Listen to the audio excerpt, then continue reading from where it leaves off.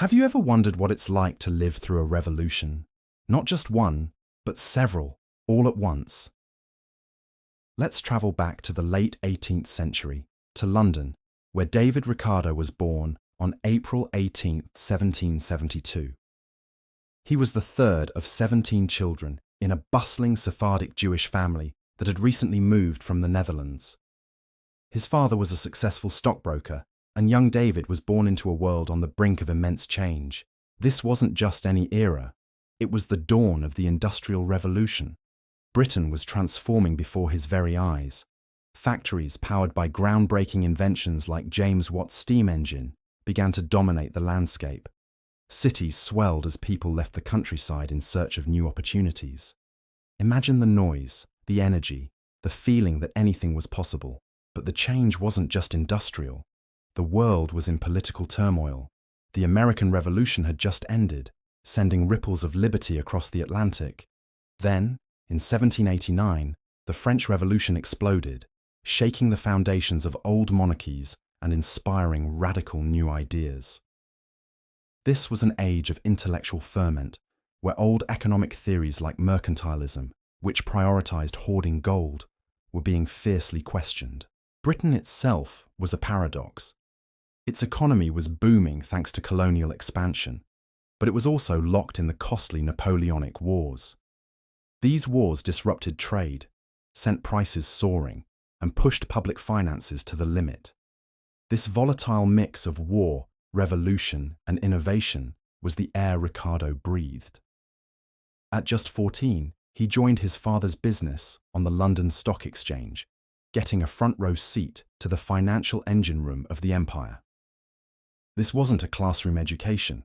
It was a real-world masterclass in how money, war, and industry intertwined. Then came a personal turning point that would define his future. At 21, Ricardo fell in love with a Quaker, Priscilla Ann Wilkinson, and chose to elope. In doing so, he also converted to Unitarianism, a decision that led his Orthodox Jewish family to disown him completely. Cut off from his family's support, he had to make his own way in the world. With the help of friends, he set up his own brokerage. His sharp mind and first-hand knowledge of the markets paid off spectacularly. He made a fortune, particularly by speculating on government bonds around the time of the Battle of Waterloo. By age 42, he was so wealthy that he could retire to a country estate and dedicate his life to his true passions, science and economics. Ricardo's economic theories weren't born in an ivory tower. They were forged in the crucible of his own experience, a life shaped by family conflict, religious conversion, and the high-stakes world of wartime finance. When he saw high food prices caused by the protectionist corn laws, he didn't just see numbers on a page. He saw the real-world consequences of bad policy. His journey shows how personal resilience and practical observation, set against a backdrop of global upheaval, can spark ideas that change the world. Ricardo wasn't an academic in an ivory tower. He was a man of the market. His ideas were forged in the heat of real-world financial events. Imagine this. It's the early 1800s. Britain is at war with Napoleon, and the Bank of England is printing money like there's no tomorrow. Ricardo, from his vantage point as a stockbroker, sees the value of the currency plummet. He connects the dots. More paper money, less value. This wasn't just a theory. He was living it. This observation led to his first major publication in 1810, The High Price of Bullion. In it, he argued fiercely that Britain needed to return to the gold standard to stabilize its currency. Think of it as him telling the central bank, stop printing so much cash and back it up with real gold. His arguments were so persuasive that they heavily influenced a parliamentary group called the Bullion Committee. This was the first major debate he waded into, pitting bullionists like him against those who blamed wartime spending for the inflation. It was a classic showdown over monetary policy that echoes in our central bank debates today. Now, Ricardo's method was unique and, for some, controversial. He loved to build abstract models. He'd say, let's assume everything else stays the same, what economists call ceteris paribus, and just change this one thing. This allowed him to isolate economic forces and understand them with incredible clarity. but it also opened him up to criticism. People, like his contemporary John Lewis Mallet, would say, "David, that's a neat little model, but you're ignoring the messy reality of the real world." Mallet even called his ideas detached from practical experience. Another huge battle was over the Corn Laws. These were tariffs on imported grain designed to keep local grain prices high, which was great for wealthy landowners. But Ricardo, along with manufacturers, saw a huge problem. High grain prices meant they had to pay their workers higher wages just so they could afford to eat. Higher wages meant lower profits, and lower profits meant less money to reinvest and expand their factories. Ricardo argued that these laws were strangling Britain's industrial growth. This was a direct clash between the old landed aristocracy and the new industrial capitalists, a debate about protectionism versus free trade that is still very much alive. And he wasn't alone. He sharpened his ideas through constant discussion and debate, especially with his friend James Mill, who helped edit and publish his most famous work. His friendly but fierce intellectual rival, Thomas Malthus, also challenged his ideas, questioning whether an economy could really grow without eventually producing more than people could buy. These critiques and collaborations were essential. They pushed Ricardo to refine his theories and laid the groundwork for modern economics. Ever wondered how a country could be better at making everything, yet still benefit from trading with a less efficient partner? That's the genius of David Ricardo, a titan of classical economics whose ideas still shape our world today. Let's travel back to the early 1800s. Britain is reeling from the Napoleonic Wars, facing massive debt and economic turmoil. Amidst this chaos, Ricardo, a self-made financier and parliamentarian, publishes his masterpiece, On the Principles of Political Economy and Taxation.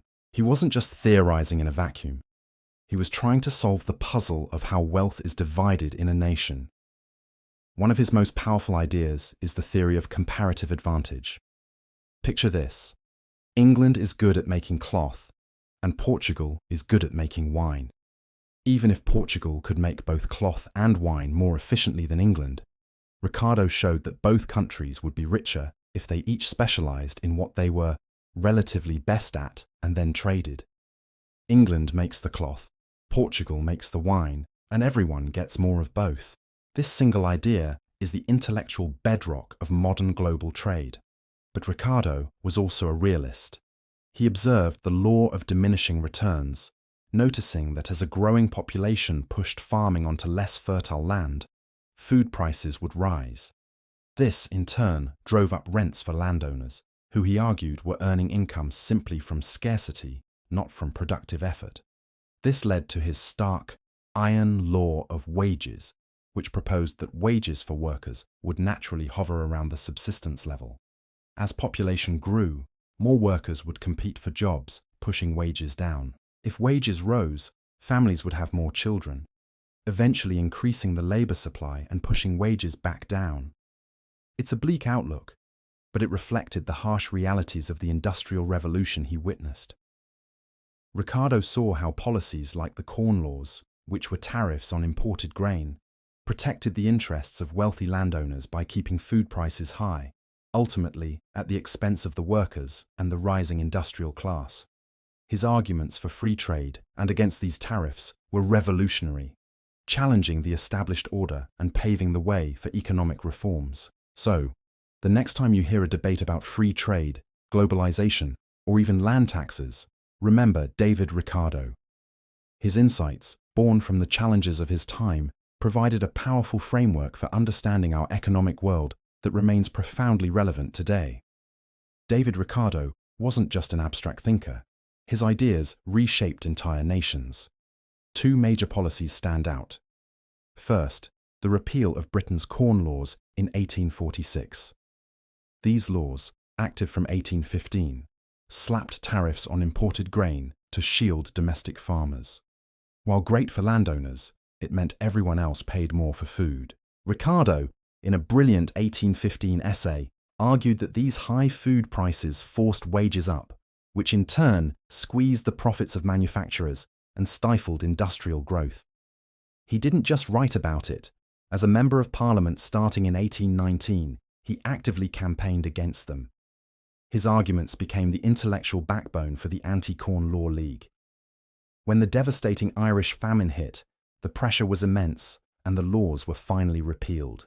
This was a monumental shift towards free trade, boosting British exports and economic growth, even though it caused some initial pain for farmers. It's a story that echoes in today's trade disputes, like the US-China tariffs, reminding us that protectionism often comes at a cost to the consumer. The second major policy was the establishment of the gold standard in Britain in 1821.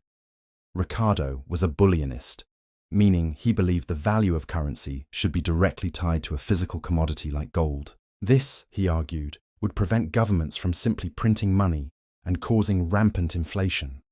His thinking heavily influenced the Bank Charter Act of 1844, which fundamentally restructured the Bank of England to promote financial stability. By creating a standardized gold-backed currency, it became much easier to conduct international trade, a system that laid the groundwork for future global financial agreements like the Bretton Woods system after World War II. Ricardo developed these ideas while observing the financial chaos of wartime, and they gained traction during the recessions that followed. Today, the debate continues, but with a modern twist, as we discuss the stability of fiat money versus new contenders like cryptocurrencies. Of course, not everyone was a fan. Ricardo's theories have faced a barrage of criticism from his time to ours, mostly targeting his simplifying assumptions. Take his most famous idea, comparative advantage. Ricardo himself admitted it only works if capital, things like factories and money, can't easily move between countries. Critics like Utsa Patnaik pointed out another flaw. It assumes countries can produce the same goods, which wasn't true for colonial trade, where one nation supplied raw materials and the other manufactured goods. Economist Ha-Jun Chang argued that Ricardo's model can be a trap. He contended that developing nations actually need to protect their infant industries to industrialize, citing how Portugal fell behind after entering a free trade agreement with the more powerful England. The great Joan Robinson also weighed in, criticizing the theory's assumptions of a static, perfectly balanced economy with full employment.